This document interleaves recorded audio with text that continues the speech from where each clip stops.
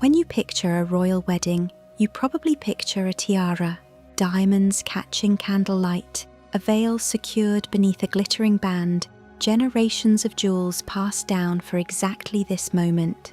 That's the image royal weddings have sold us for over a century. But here's the twist. Some of Britain's most famous queen consorts didn't wear one at all. One future queen refused to wear her wedding tiara at all, choosing orange blossoms instead. One wore a piece her own father bought from a London dealer, not realising it would outlive her by over a century. And the most recent queen consort didn't wear a tiara on her wedding day whatsoever, because the wedding itself wasn't the kind of ceremony that called for one. Tonight, we're ranking every British queen's wedding tiara and why some of these women chose not to wear a tiara at all on the biggest day of their lives. Before we begin, it's worth clarifying who we're covering. The wife of a reigning king is called queen consort, as distinct from a queen regnant who holds the throne in her own right. Some of the women on this list, like the future queen mother, married into the family years before their husbands ever expected to inherit the crown, which means the tiaras we're discussing were, at the time, simply wedding gifts to a bride, not yet symbols of queenship at all. That gap between the wedding day and the coronation is part of what makes each of these stories so interesting. And stay until the end, because we've saved a special section for the queen consort, who didn't wear a tiara at all. Number 3, Queen Alexandra. We start with a genuine curveball. In March 1863, Princess Alexandra of Denmark married Albert Edward, Prince of Wales, the future King Edward VII, at St. George's Chapel, Windsor. Ahead of the wedding, the prince commissioned an entire parure from the royal jeweller's Garrard, including a diamond tiara, a diamond and pearl necklace, matching earrings, and a triple pearl drop brooch. Contemporary newspapers described the tiara in detail, noting its centre ornament shaped somewhat like the Prince of Wales's feathers, with large diamond drops set into a band studded with fine stones. But on the day itself, Alexandra didn't wear it. She secured her lace veil with a simple crown of orange blossoms instead, and accessorized with the necklace, earrings and brooch from her new husband's gift, alongside a diamond and opal bracelet from her mother-in-law, Queen Victoria. The tiara, made of diamonds, later nicknamed the Rundle Tiara, only entered Alexandra's rotation for major events afterward, and doesn't survive in the royal collection today, though the rest of her wedding jewels remain part of the family's holdings. It's a reminder that even in the 19th century, a queen consort's choice of what to wear on her wedding day wasn't automatic. Even when a magnificent tiara was sitting right there waiting for her. Interestingly, Alexandra's most famous tiara today isn't this one at all. 25 years later, in 1888, she and her husband celebrated their silver wedding anniversary, and 365 peeresses of the realm clubbed together to present her with an entirely different piece, the Kokoshnik tiara, styled after the fan-shaped Russian headdress and modelled on one owned by her own sister, the Empress of Russia. That tiara made of graduated diamond spikes rising to a peak at the centre. Number 2, Queen Mary and the diamond fringe tiara. In July 1893, Princess Victoria Mary of Teck, known to her family as May, married Prince George, Duke of York, at the Chapel Royal, St James's Palace. George would become King George V in 1910, and Mary would go on to be remembered as one of the most passionate and knowledgeable jewellery collectors in royal history. Here's where the story gets genuinely interesting, and where a lot of casual retellings get it wrong. May received a spectacular haul of wedding gifts in 1893, including the Girls of Great Britain and Ireland tiara, purchased by a committee of young women led by Lady Eva Greville. But that tiara was a wedding gift, not her wedding day tiara. May didn't actually wear it at the ceremony itself. Instead, on her wedding day, she wore a diamond fringe tiara given to her directly by Queen Victoria, sourced from the jeweller Collingwood and engineered so it could be worn either as a tiara or taken apart and worn as a necklace. The design was a floral take on the fringe style, then fashionable at the Russian imperial court, and in wedding portraits it sits low toward the back of her head, largely obscured by a spray of orange blossoms pinned into her veil, the very same flowers that appear again and again throughout this list. The Girls of Great Britain and Ireland tiara, meanwhile, quickly became one of Mary's favourite pieces regardless, worn constantly from the mid-1890s onward. In 1914, she had Garrard remove its original 14 pearls and replace them with diamond brilliants, repurposing those pearls into her new Cambridge Lover's Knot tiara. The base was also separated so it could be worn alone as a bandeau. Mary later gave the tiara to her granddaughter, Princess Elizabeth, as a wedding gift in 1947, continuing a chain of wedding gift tiaras that were given but not always worn on the day itself. It remains in the family today, most associated with Queen Elizabeth II, who wore it so often it appears on current British currency. Number 1, the Queen Mother, and the Strathmore Rose Tiara. In April 1923, Lady Elizabeth Bowes-Lyon married Prince Albert, Duke of York, the second son of King George V, at Westminster Abbey. At the time, neither of them expected to become king and queen. That would only happen after the abdication of Albert's brother, King Edward VIII, in 1936. For her wedding, Elizabeth's parents, the Earl and Countess of Strathmore and Kinghorn, gave her a tiara that became known as the Strathmore Rose Tiara. The piece was purchased from Catchpole and Williams, a London jewellery dealer, though research by the royal jewellery historian Hugh Roberts established that it had actually been made in England in the late 19th century, decades before the wedding itself.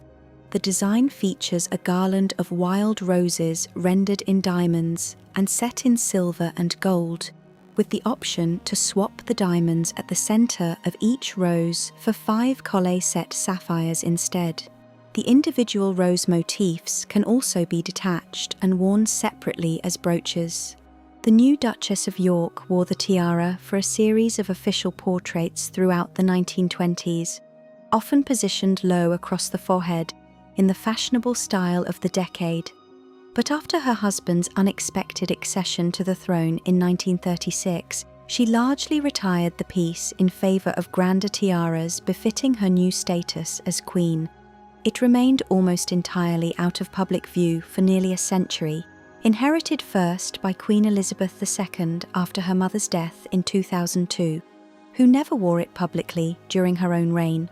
It wasn't until November 2023, exactly a century after the Queen Mother first received it, that Catherine, Princess of Wales, revived the tiara for a state banquet honouring the President of South Korea, describing it as an emotional tie between generations of the family. The tiara's long absence from public life had actually led some royal watchers to wonder whether it had simply fallen into disrepair over the decades, since almost no photographic evidence existed of it being worn after the 1930s. That theory turned out to be incorrect. The tiara had 2 separate wearable frames all along, one designed for a traditional top-of-the-head placement, and another for the low bandeau style favoured in the 1920s. And the Queen Mother had clearly preferred the bandeau setting throughout her time wearing it. When Catherine finally brought the piece out of the vault in 2023, it proved the tiara had survived, fully intact, waiting for exactly the kind of occasion it was designed for 100 years earlier. The Queen Consorts who wore no tiara at all. Before we close, it's worth spending a moment on the royal bride who didn't wear a tiara at their wedding at all. Queen Camilla, our most recent case and perhaps the most surprising entry on this list, because there simply isn't a wedding tiara to discuss. When Camilla Parker Bowles married the then Prince of Wales, later King Charles III in April 2005, The ceremony itself was a civil marriage held at Windsor Guildhall, followed by a service of blessing at St. George's Chapel. For the Register Office ceremony, Camilla wore an oyster silk coat and dress with a matching hat, not a tiara, reflecting the more understated low-key tone the couple chose for what was, for both of them, a second marriage. It wasn't until later that year, in November 2005, that Camilla wore her first major tiara as a member of the royal family, the Delhi Durbar tiara, made for Queen Mary in 1911 and later worn by the Queen Mother, which Camilla borrowed from Queen Elizabeth II for a state banquet honouring the King of Norway. Since then, Camilla's most frequently worn tiara has become the Greville tiara, made by Boucheron for the society hostess Dame Margaret Greville, who bequeathed her entire jewellery collection to the Queen Mother in 1942 upon her death. The tiara features a distinctive honeycomb and lozenge design in diamonds set in platinum, with a large marquise-cut diamond at its centre, added when the Queen Mother had it altered by Cartier in 1953. Camilla has worn it consistently at state banquets and diplomatic receptions, ever since inheriting access to it as queen. So while there's no Camilla wedding tiara to rank in the traditional sense, her actual tiara story, one built entirely on inherited pieces loaned after the fact, tells us something real about how modern royal weddings differ from their 19th and 20th century counterparts. It's also worth noting how the Greville tiara itself came to exist.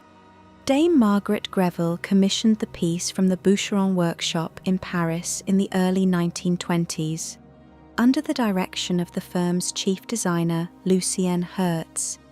Reusing diamonds from an earlier, more old-fashioned tiara the same house had made for her back in 1901. Greville, a wealthy society hostess with no children of her own, left her entire jewellery collection to the Queen Mother when she died in 1942. A bequest so significant that it also included the separate Greville honeycomb necklace and the Greville emerald necklace, both of which have also since been worn by Camilla. Looking across all of these pieces, the materials used tell their own story about royal taste across the decades. The Victorian pieces, Alexandra's Rundle tiara and Mary's original Collingwood fringe among them, relied heavily on old mine and rose-cut diamonds, set in silver-topped gold, designed to catch candlelight in the great halls where they were first worn. By the time Mary had that fringe reworked into a standalone tiara, in 1919, jewellers were shifting toward brilliant cut stones and more architectural, Russian-inspired silhouettes.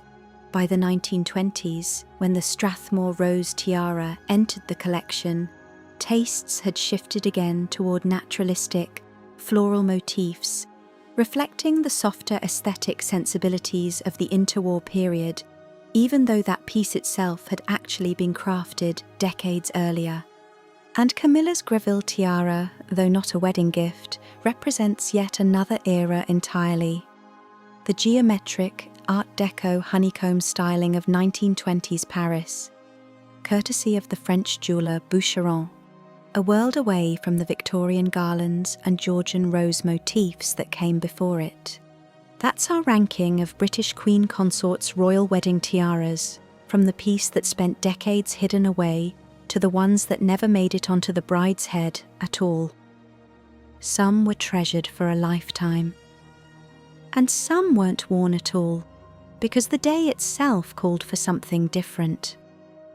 Let us know in the comments which of these tiaras you'd rank differently, and which one you'd love to see us cover in more depth.